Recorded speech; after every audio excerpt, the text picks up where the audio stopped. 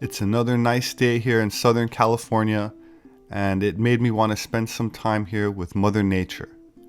A mother goddess is a personification of motherhood and is usually equated with the earth or the natural world, sometimes referred to as Mother Earth or as the Earth Mother. The concept is complementary to a sky father or father sky, which I touched on in my last video, and will leave a link in the description in case you missed it. In Theosophy, the Earth Goddess is called the Planetary Logos of Earth. She is sometimes identified with the triple goddess who takes the form of Maiden, Mother, and Crone archetypes. She is described as Mother Earth, Mother Nature, associated with the full moon and Venus, the earth, and the sea. Sometimes called Gaia, Carl Jung suggested that the archetypal mother was a part of the collective unconscious of all humans, and a doorway to the unseen. The Upper Paleolithic Venus figurines have been sometimes explained as depictions of an earth goddess, and in Norse mythology, Frigg or Freya is described as the wife of the god Odin, and where we get the name for Friday from. Friday is also a day of congregational prayer in Islam, which is performed just after noon, replacing the second of the usual 5 daily obligatory prayers. The Islamic prophet Muhammad is quoted as saying, "The best day the sun rises over is Friday. On it Allah created Adam. On it he was made to enter paradise. On it he was expelled from it. And the last hour will take place on no other day than Friday." For Shiites, historically, their clergy discouraged Shiites from attending Friday prayers. According to them, communal Friday prayers with a sermon were wrong and were not to be performed until the return of their 12th Imam. However, some modernist imams demanded that Shiites should observe these Friday prayers in an effort to bridge the gap with Sunnis, and eventually became standard by Ayatollah Khomeini in Iran. Khomeini is the founder of the modern Islamic Republic of Iran and leader of the 1979 Iranian Revolution, which was instigated by the CIA and saw the overthrow of the last Shah of Iran and the end of the 2,500-year-old Persian monarchy.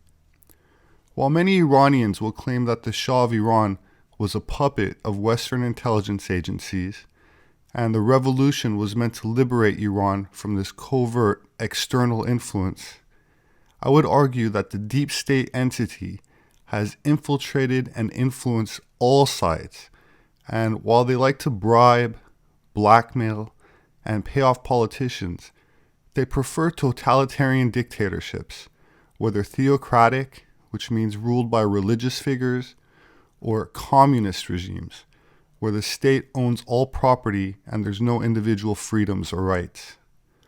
The primary difference between Shiite Muslims and Sunni Muslims stems from a split that happened almost 1400 years ago, after Muhammad, the founder of Islam, died in the year 632, and a great dispute arose over who would claim his position as the leader of the new religion. The successor to Muhammad would have powerful influence over society, government, and trade. Some people thought that anyone with qualifications could take over, and they became known as Sunni Muslims.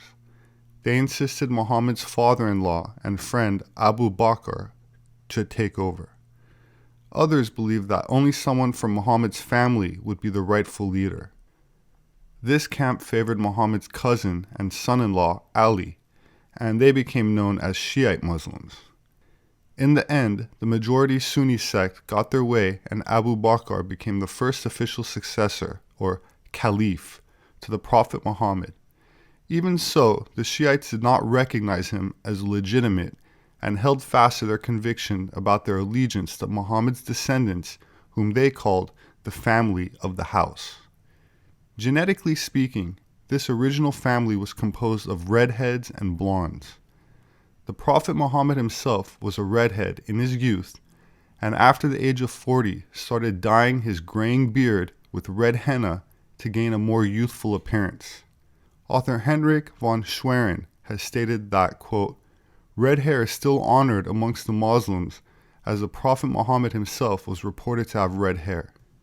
And this appears true, as many people converted to the Islamic faith also dye their hair with red henna in imitation and respect to their Prophet, even though, in most cases, it is obviously not their natural hair color.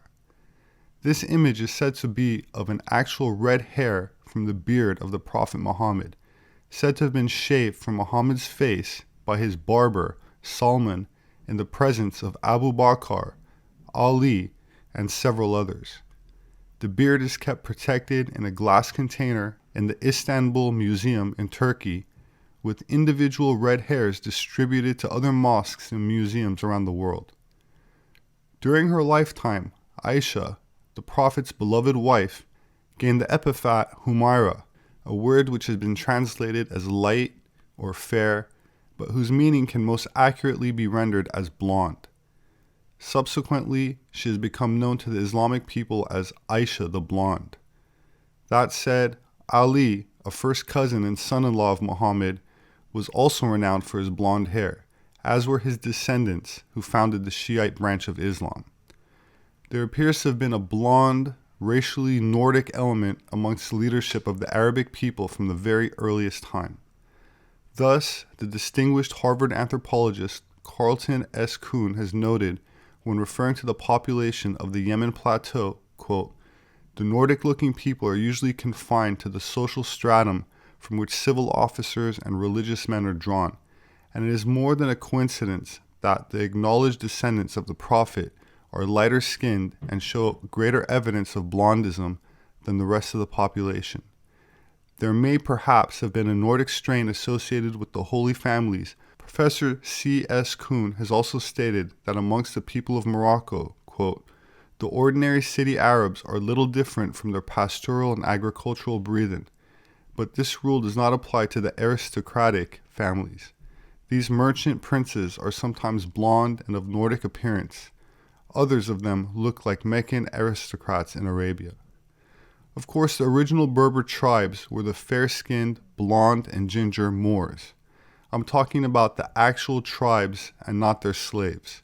Despite what modern Afrocentric, UN, and globalist-funded propaganda says, and the original Berbers around Mount Atlas, especially before Islam, share genetic affinities with the tall Caucasian mummies of the natives of the Canary Islands off the coast of West Africa, as well as to the Basque people of the Pyrenees between France and Spain.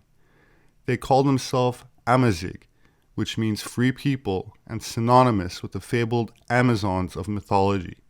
The name Berber stems from barbar, meaning bearded in Latin, and a term also used to describe bearded Germanic tribes, the barbarians.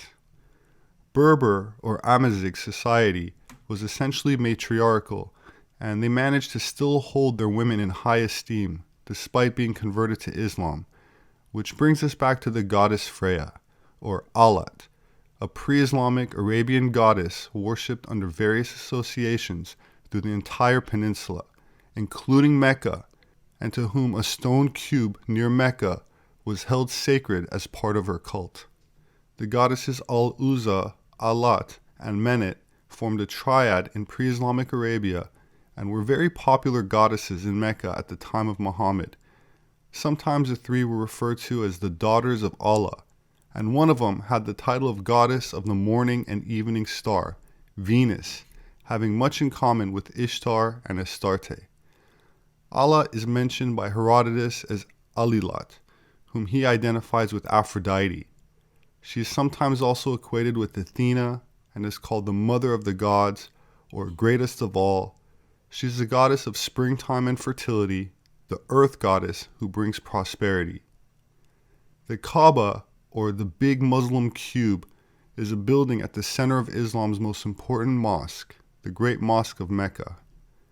The Black Stone of Mecca, or Kaaba Stone, is a Muslim relic which, according to some Islamic tradition, dates back to the time of Adam and Eve, and that the stone was found by Abraham and his son Ishmael. This is the eastern cornerstone of the Kaaba, the ancient sacred stone building towards which Muslims pray in the center of the Grand Mosque in Mecca in Saudi Arabia. The stone is a dark rock, polished smooth by the hands of millions of pilgrims, that has been broken into a number of fragments, cemented into a silver frame in the side of the Kaaba.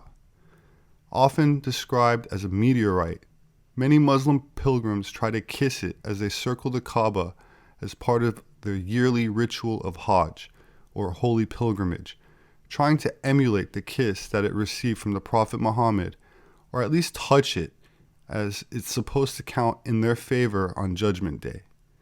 Some Muslims believe that the stone itself has some supernatural powers, and that it fell from the sky during the time of Adam and Eve with the power to cleanse worshippers of their sins by absorbing them into itself. While I personally can't verify if the stone is a meteorite, most anthropologists are aware of the history of stone and especially meteorite worship in pre-Islamic Arabia. That said, the original temple at Mecca contained 360 idols used for ritual worship before the Prophet Muhammad was born, with astrotheological significance. In fact, the Kaaba is accurately aligned to the cycles of the moon, which speaks to its pagan origins. Pagan implies polytheism, meaning more than one god, and in ancient times, celestial objects, such as the moon, were venerated as gods or goddesses. The Kaaba is also aligned to the sun at midsummer, as well as to Canopus, a bright star named after a navigator for a king of Sparta. The cube represents Earth in the Pythagorean, Hindu, Egyptian, and Platonic traditions. It's even realized as a sacred symbol today by the Freemasons. The earliest reference we have to a mother goddess worshipped as a cube-shaped stone is from the Neolithic Anatolia. The ideograms for Kubaba in the Hittite alphabet are a cube, a double-headed axe, a dove, a vase, and a gate, all images of the goddess in Neolithic Europe. Kubaba means hollow vessel or cave, which would still be a supreme image of the goddess. Deities of other cultures known to have been associated with black stones include Aphrodite at Paphos, Cybele in Rome, Astarte in Byblos, and the famous Artemis or Diana of Ephesus, whose most ancient sculpture was, and is said, carved from a black meteorite. These stone statues were brought out during annual processions where ecstatic rites of her worship were conducted in the streets of the city, which involved dancing for extended periods, something that can still be seen in certain Islamic Sufi sects, which dance and enter into trance states. For humans, the most exalted state of love is called ecstasy, union with the beloved. And this ritual, called Sama, exists to create the state of divine ecstasy for the dervish. The combination of the sound and the movements is enough to create this state, and the technique has been used in Egypt since the most ancient times.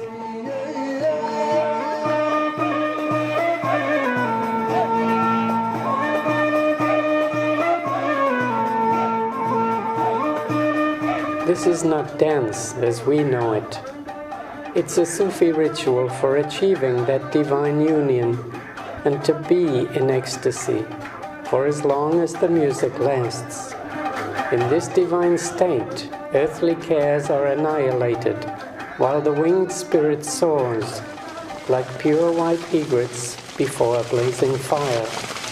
Almost 1,000 years ago, the Sufi Sheikh Abu Madian wrote, "It is the method of the saints and the pious. Sound is the key factor. Hypnotic, trance-inducing rhythms invoke the ritual movements, while the Sheikh's words guide the dervish's inner heart through ecstatic dimensions of consciousness." Sometimes called Hadra, the state of divine presence, such gatherings form part of Sama, which is the ritualistic use of sound for an ecstatic session. Abu Madian explains, the folk of Sama are a group of people who completely renounce the material world and devote their hearts to their beloved, irrevocably divorcing the material world. When they hear a teaching, the lights of love are kindled in their hearts, which clothes their external bodies with the onset of ecstasy. In their ecstasy, they occupy the station of the possessed. They become agitated and lose their senses, but they bear no blame. In this way, ecstatic sessions are permissible for them, and their ecstasy becomes a rite and an act of truthfulness, a spiritual method and a reality. The slower early movements resemble a pulsating heart in its rib cage.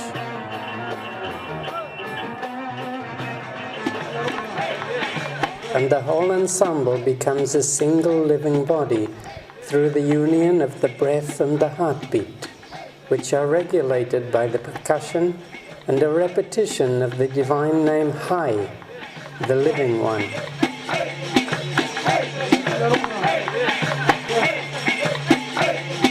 Then as the music quickens, the sacred blood flows freely throughout the entire body. Ecstatic sessions like this are open to everyone.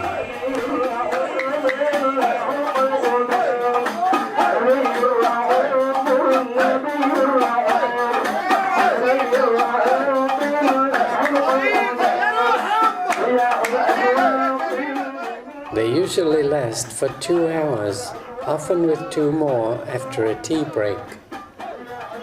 Of course, at a Mouled or Saints' festival, celebrations go on throughout the night. Abu Madian said, ecstasy is like lightning. It flashes and disappears. Although the state of ecstasy is not permanent, the desire to be one with the beloved is always there. So these sessions exist as a bridge to easily cross over. In ecstasy, time and place cease to exist, and a true sense of liberation from earthly laws allows the spirit complete freedom to fuse with the beloved and become one.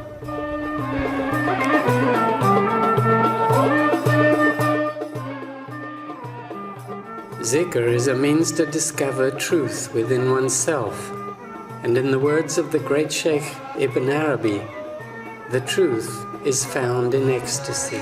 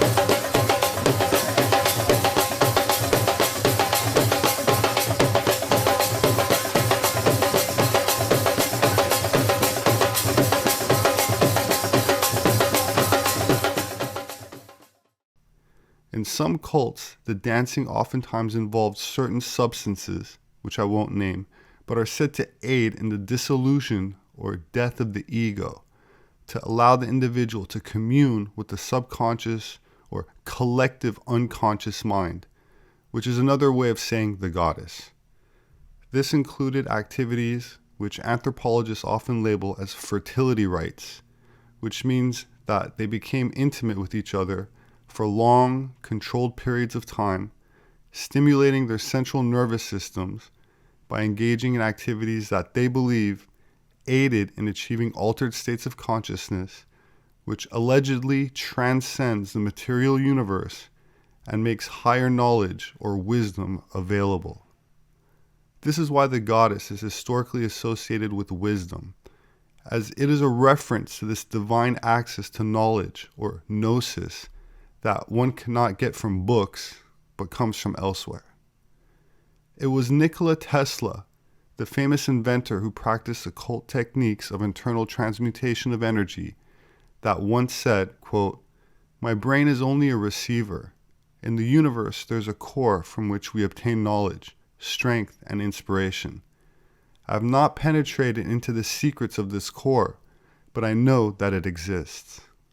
The home of the goddess Aphrodite was at Paphos on Cyprus, and various classical writers describe the occult rituals which went on there in her honor, in which a tapered black stone, the object of veneration at her temple, was used.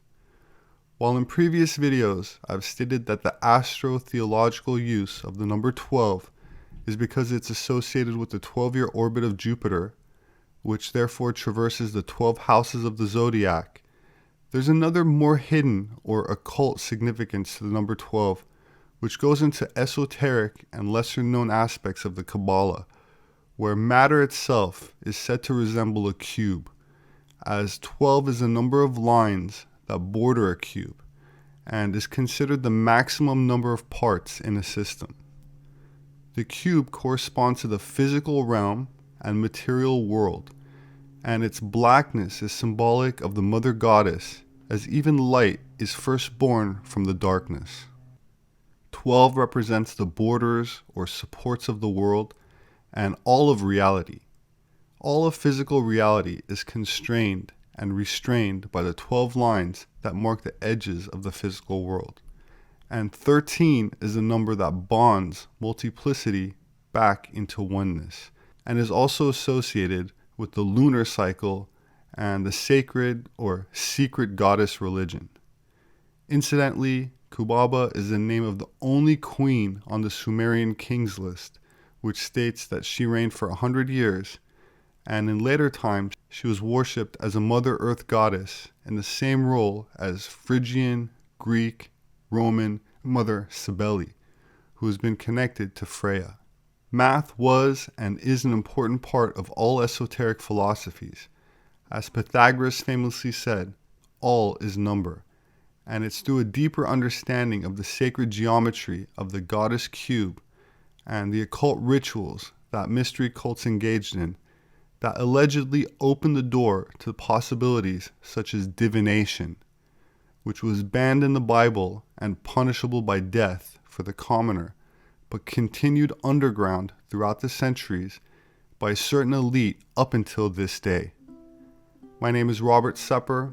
I'm an anthropologist. My published work is available on Amazon. My books make a great gift. If you'd like to support my work, you can do that through patreon.com. There should be a link in the description section for those who are interested. I appreciate it very much. Thank you. Please hit the like button and subscribe for future updates. As always, I look forward to reading your thoughts, so please leave a comment below. Please have a wonderful Friday, and I hope to see you again soon.